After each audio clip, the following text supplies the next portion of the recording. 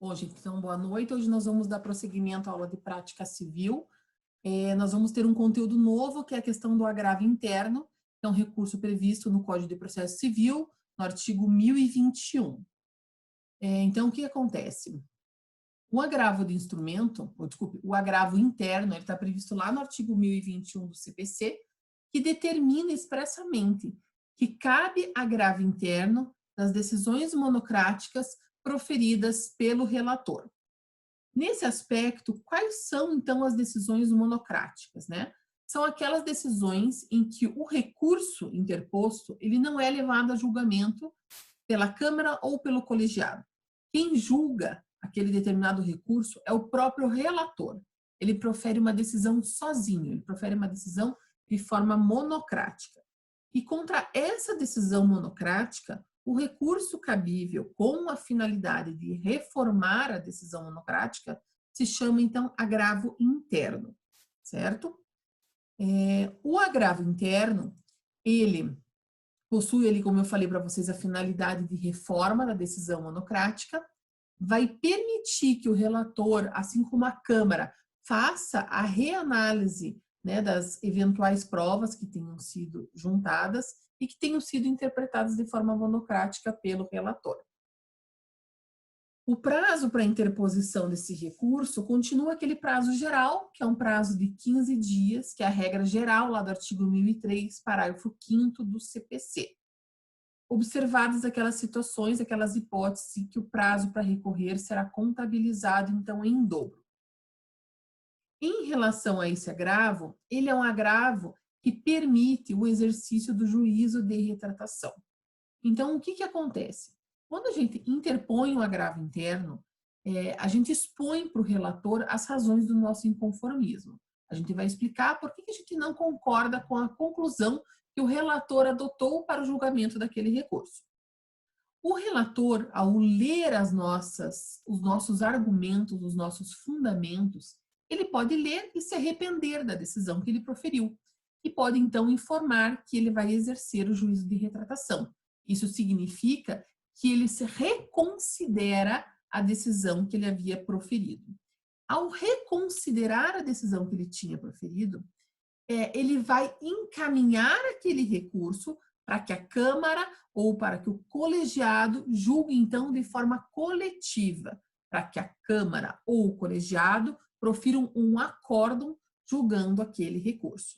Então, ele reconsidera, aquela decisão monocrática deixa de ter eficácia e ele, então, encaminha aquele recurso para que seja julgado, para que seja analisado pelos demais componentes lá da Câmara ou do colegiado. Nós temos duas consequências diferentes, né?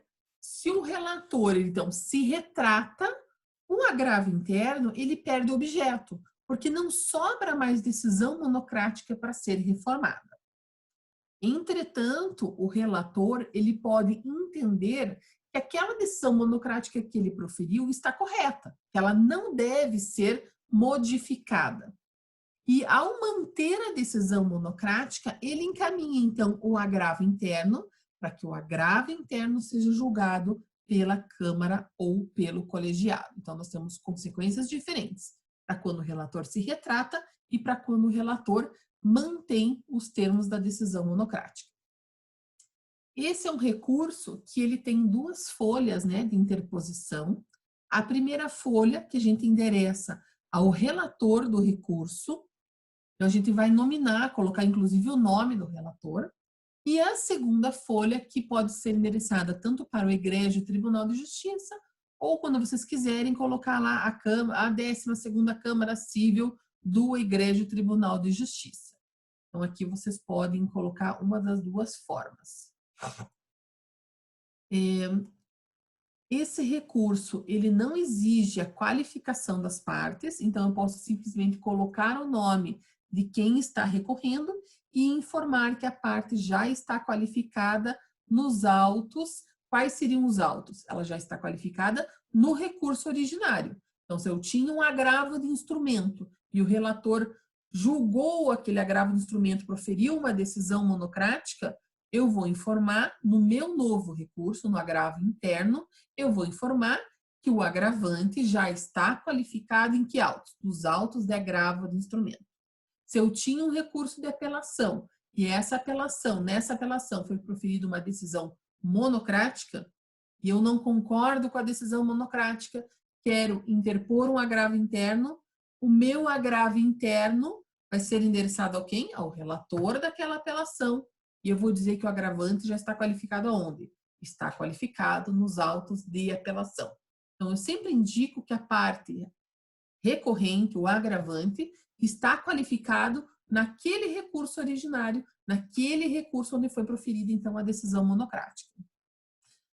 Bom, com relação ainda ao contraditório, é um recurso em que a parte contrária obrigatoriamente deve ser intimada para apresentar contrarrazões, sempre no mesmo prazo que eu tenho para recorrer. E no caso é um prazo, então, de 15 dias.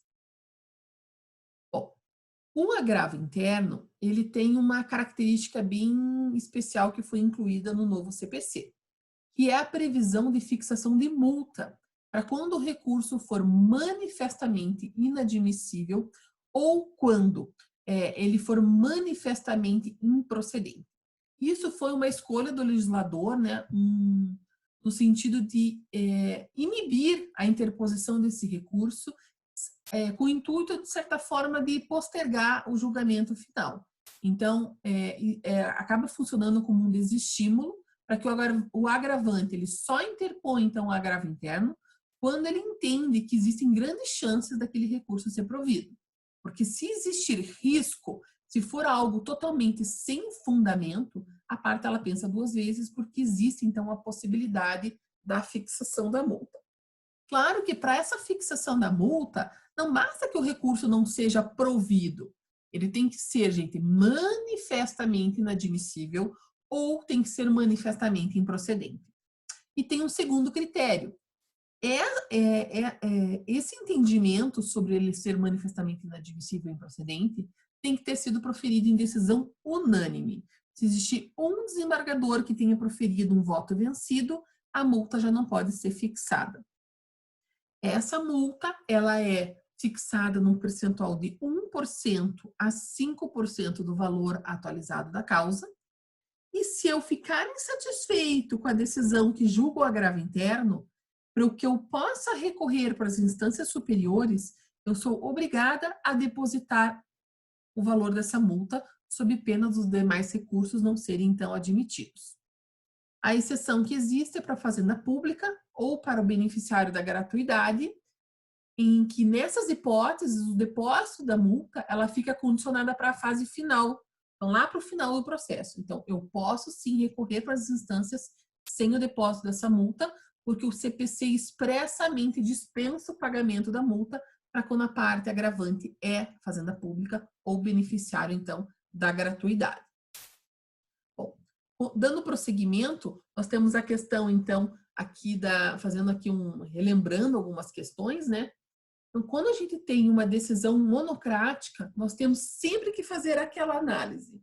Primeiro, essa decisão monocrática, ela foi proferida de forma completa?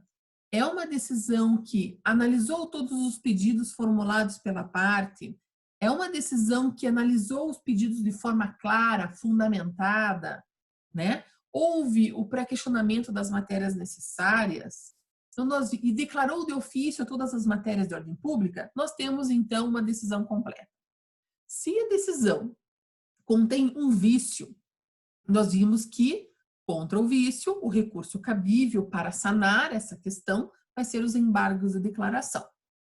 Por sua vez, se a decisão monocrática ela é completa, não possui vício, e o que eu pretendo é reformar o entendimento adotado pelo relator, o meu recurso, então, cabível, será o agravo interno. Contra a decisão monocrática, cabem dois recursos no nosso sistema processual civil: os embargos de declaração ou o agravo interno, com finalidades totalmente diferentes. Os embargos de declaração para sanar vícios existentes como omissão, obscuridade, contradição ou erro material, e o agravo interno para quando eu considero que a decisão está completa e o problema é que eu não concordo com a conclusão que foi adotada, então, pelo relator. Eu trouxe aqui uma simulação só para a gente analisar daquele caso que, inclusive, a gente trabalhou. Então, nós temos lá uma petição inicial que requereu a fixação de alimentos, e nessa ação de alimentos foi proferida uma decisão interlocutória que indeferiu a fixação dos alimentos provisórios. Bom, tem uma decisão interlocutória, eu não concordo com a conclusão dessa decisão interlocutória, e se eu não concordo, eu pretendo pedir a reforma dessa decisão através do recurso cabível. Voltando lá na matéria, quando a gente conversou sobre agravo do instrumento, quando que eu sei qual recurso interpor para reformar a decisão interlocutória? Vocês lembram? Então, a primeira situação que eu tenho que ver é o seguinte: se eu quero reformar, a primeira coisa que eu tenho que avaliar é a decisão interlocutória está no rol do artigo 1015? Se a decisão interlocutória está no rol do artigo 1015, nós vimos que o recurso será um agravo de instrumento. E caso ela não esteja elencada no rol do artigo 1015, então, em tese, caberia o pedido de reforma só lá no momento da interposição da apelação. Nós conversamos sobre a taxatividade mitigada, mas aqui só para essa aula, só relembrando esses dois aspectos. Então, voltando ali para o caso, ele fala de uma decisão interlocutória que fixou alimentos provisórios, certo? A fixação de alimentos provisórios, ela se amolda à primeira hipótese, a hipótese do inciso 1º do artigo 1015, quando ele fala lá que cabe agravo de instrumento das decisões interlocutórias que versarem sobre tutela de urgência. Então, voltando para o caso, vamos lá analisar. Eu tenho uma decisão interlocutória que indeferiu a fixação dos alimentos provisórios. Ao indeferir a fixação de alimentos provisórios, essa hipótese se amolda no artigo 1015, e como ela se amolda no artigo 1015, o recurso cabível é o agravo de instrumento. Eu vou lá para a segunda linha, né, que tem a linha do tempo do recurso, a parte interpôs um agravo de instrumento com a finalidade de reforma da decisão interlocutória. O que ela pretendia? Ela pretendia pedir que o tribunal fizesse a fixação dos alimentos provisórios. Entretanto, distribuído o agravo de instrumento para o relator, ao invés de abrir prazo para a parte contrária se manifestar, ele faz uma decisão monocrática, dizendo: não recebo o agravo do instrumento porque eu entendo que o recurso interposto é intempestivo. Então, vejam que aqui o agravo do instrumento não foi julgado pela Câmara ou pelo colegiado. O próprio relator, ao analisar os pressupostos de admissibilidade do agravo do instrumento, disse: olha, esse agravo do instrumento foi protocolizado fora do prazo. Como foi protocolizado fora do prazo, eu não recebo o agravo do instrumento. Então, estamos diante de uma decisão monocrática. Vamos partir do pressuposto aqui para essa aula que essa decisão monocrática não possui nenhum vício. Não possui omissão, não possui obscuridade, não possui contradição e não possui erro material. Se não tem nenhum vício, eu tenho uma decisão que contraria os interesses do meu cliente e eu quero pedir a reforma. Qual seria o recurso cabível para reformar a decisão monocrática?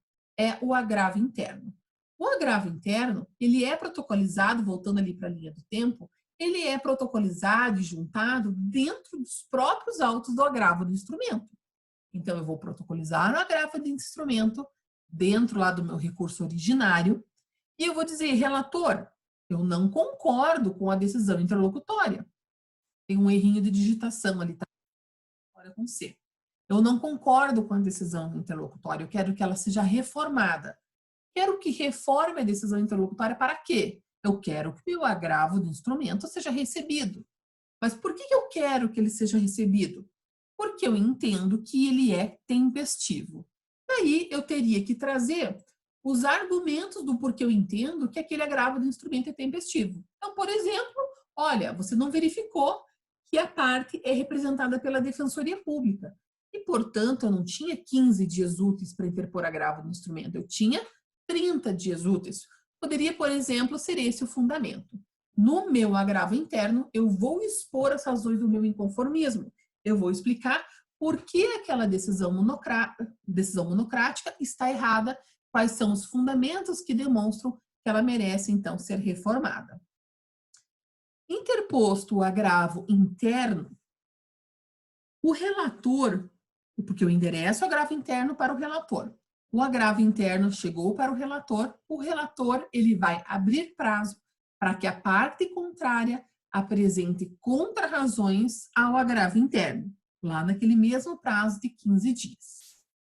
Após as contrarrazões, o relator, então, vai analisar as razões do meu inconformismo e vai dizer se ele exerce, então, o juízo de retratação.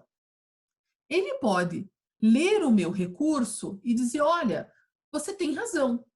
Realmente eu tinha considerado o teu agravo no instrumento intempestivo, mas analisando os teus motivos, você tem razão.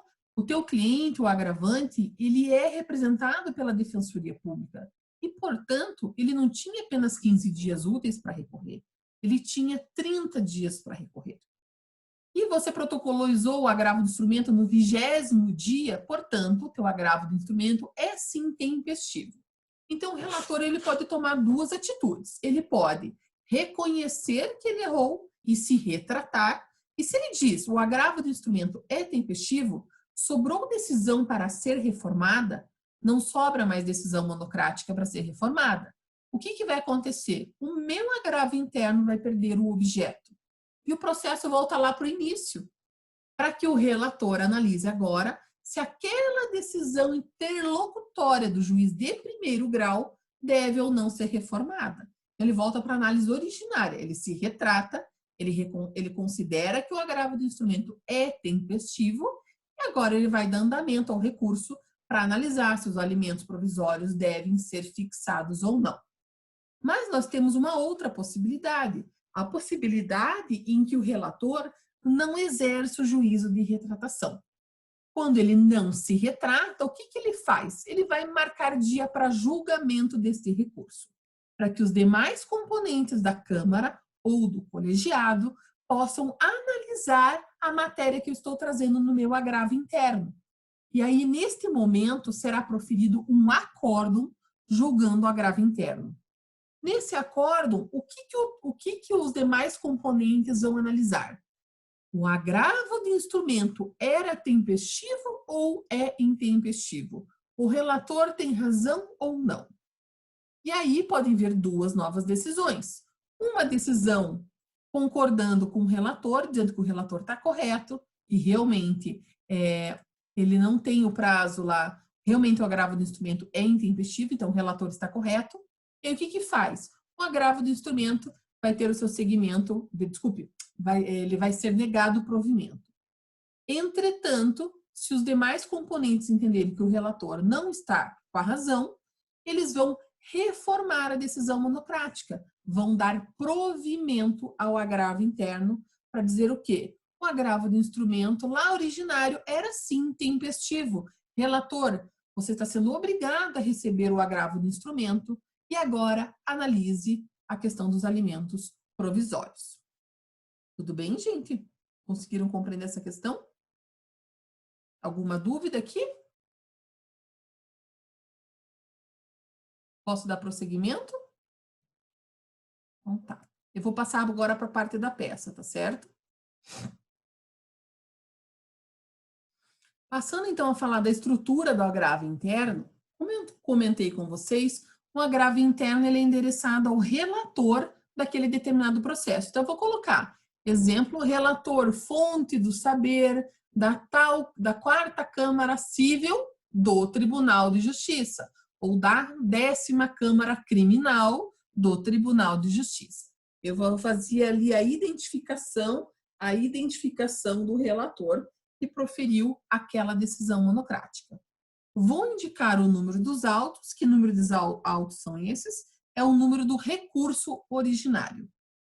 Vou indicar o nome do agravante, informar que ele já está qualificado, informar que ele vem à presença de Vossa Excelência por seu procurador, inconformado com a decisão monocrática de folhas tais, em que figura como agravado, vou indicar o nome da parte contrária e vou dizer que ele também já está qualificado.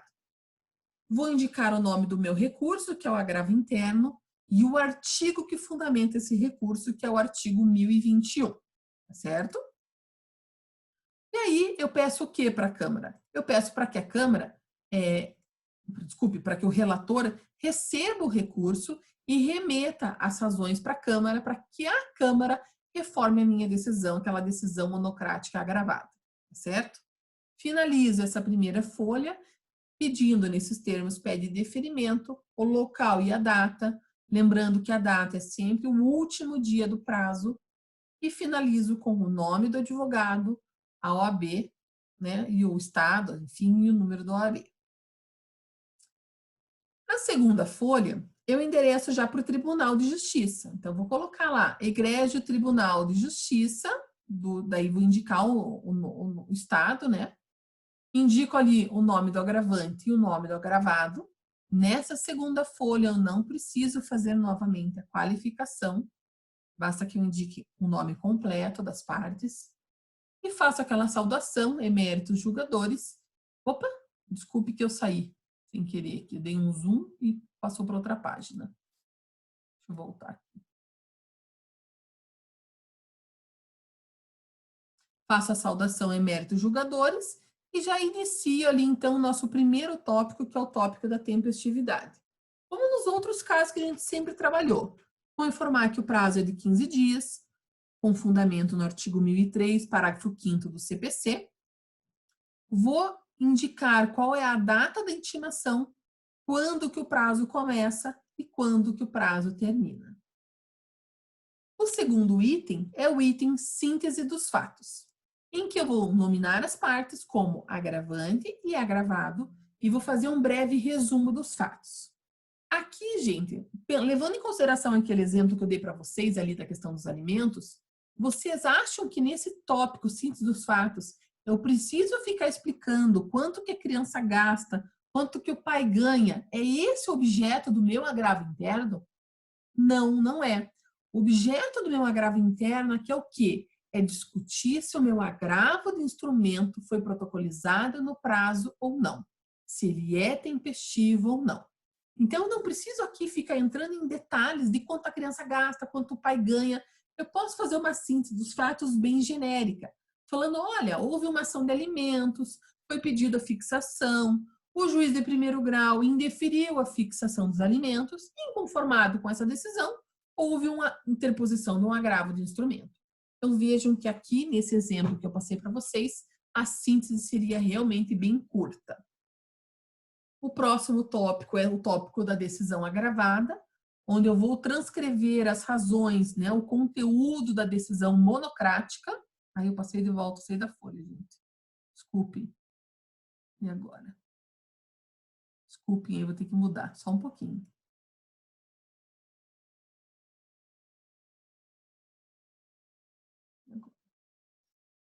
Um minuto.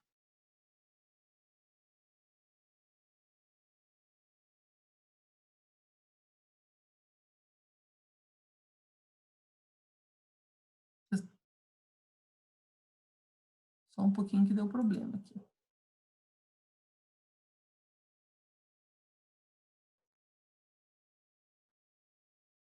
Desculpe, gente, retomando então. Então, ali eu vou transcrever o conteúdo da decisão monocrática e dizer o que o relator analisou, quais são os fundamentos que ele trouxe na decisão monocrática. O próximo tópico é o interesse recursal e o cabimento do recurso, onde eu vou dizer que eu não concordo com a decisão monocrática, por isso está sendo interposto agravo interno com a finalidade de reforma. Faço uma pequena fundamentação sobre o cabimento do recurso, não deixando de falar sobre os fundamentos, sobre ali o que está determinado no artigo 1021. E agora eu vou para o cerne do meu recurso, que é as razões para a reforma, que é onde eu vou explicar, eu vou trazer os argumentos para tentar convencer os demais desembargadores que o entendimento adotado pelo relator não merece, então, prevalecer. Nesse tópico, eu vou expor, vou pegar cada um dos argumentos adotados pelo relator e vou logo em seguida impugnar, trazer por que aquele entendimento não deve ser adotado, não deve ser mantido. Por exemplo, tem um artigo de lei, existe uma súmula, existe uma jurisprudência, existe um entendimento doutrinário sobre o tema, você não tentar apresentar a coisa. Em alguns casos, eu vou pedir a intimação do Ministério Público, né, quando a matéria já é elencada no artigo 178, de conhecimento, só decisão para eu pensar. Se eu não acredito, não recebo agravo de instrumento, ele é intempestivo. Ele não ignorar de receber agravo porque ele é tempestivo. Então, vou pedir, reconheça a tempestividade determinando o recebimento do agravo do instrumento. Então, eu sempre tenho que pensar o que foi determinado na decisão monocrática para poder daí pensar qual vai ser o meu pedido agora no meu agravo interno. Eu finalizo ali nesses termos, pede definimento local, nome, faltou um item ali, vou pedir para vocês apresentarem à mão, depois na estrutura que eu vou disponibilizar na plataforma, eu complemento. Colocar um asterisco que em algumas hipóteses a gente tem que fazer aquele pedido de prioridade de tramitação, quando a matéria que está sendo discutida no processo, ela está elencada lá nas hipóteses do artigo 1048 do CPC. Só finalizar aqui a gravação, daí vou abrir para as perguntas, só um pouquinho.